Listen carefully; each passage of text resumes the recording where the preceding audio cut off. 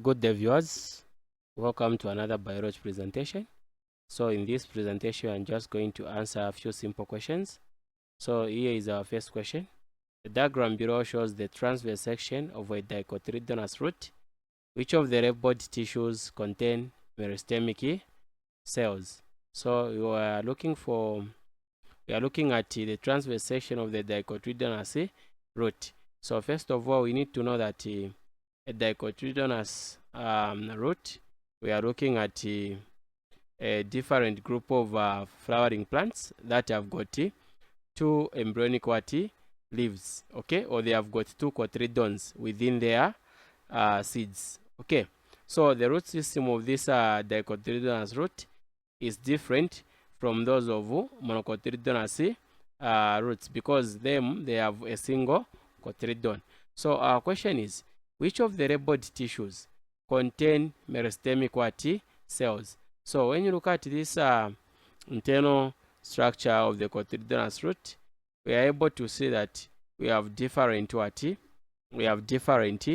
parts. Okay, we have different parts. So here you can see we have the part that is red body A, the part red body B, the part red body C, and the part red body E. So the part red body A, this is the outer layer, which is the epidermis, and it is covered with the root hairs that increase the surface area of water and mineral absorption. Then we have the part red body A right here. So this part red body A, this is the phloem, which is able to transport food substances to all parts of the plant. Then we have the part red body C.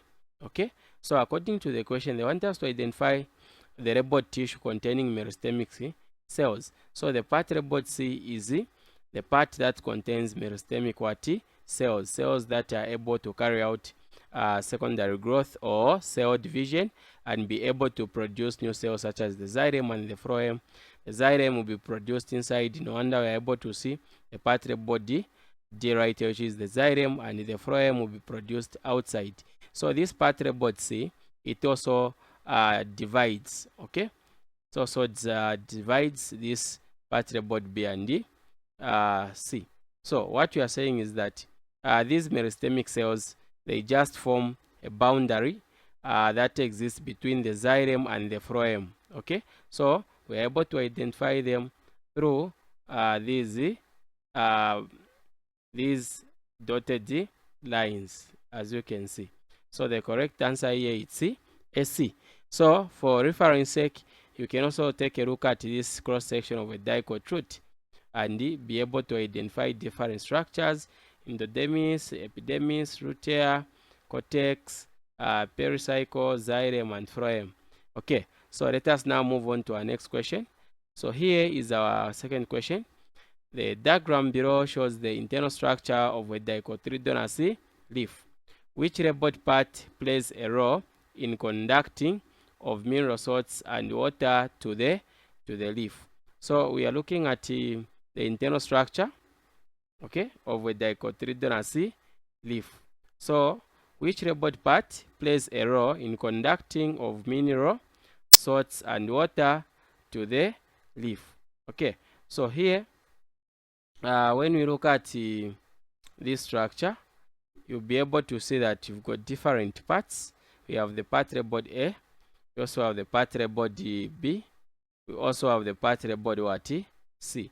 So which red body part plays a role in conducting of mineral salts and water to the leaf?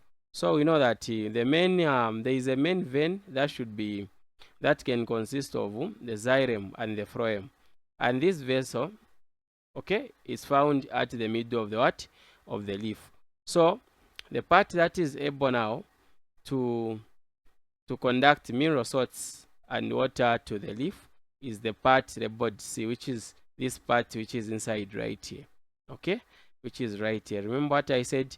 We have the xylem vessels that are going to be formed inside, okay, and they are able to conduct mineral salts and water to the leaf. So our correct answer is C. So we have answered this question. We have now come to this other question.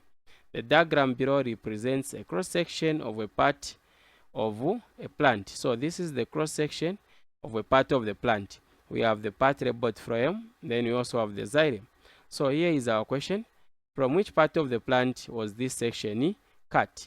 So we are looking for the part of the plant from where the section was cut. Okay, so first thing we need to understand that when you look at this structure right here, when you look at this structure, you are able to see that you have got the phloem and the xylem.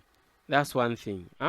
So apart from that, we are also able to notice that this xylem and the phloem vessels, they are alternating to each other. As you can see, they are alternating.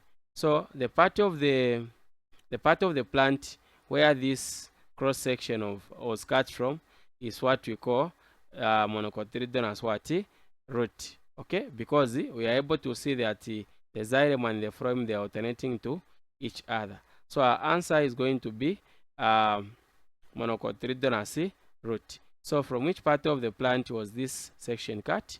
This was cut from the monocotyledonous root. So you need to pay attention to these structures, the monocotyledonous root and dicotyledonous root. Same with the monocotyledonous stem and dicotyledonous stem. They are very important. These questions are brought both in biology paper 1 and biology paper 2. So we have come to the end of our short presentation. Thank you so much, everybody. This has been your presenter, Mr. Mlenga. Bye bye.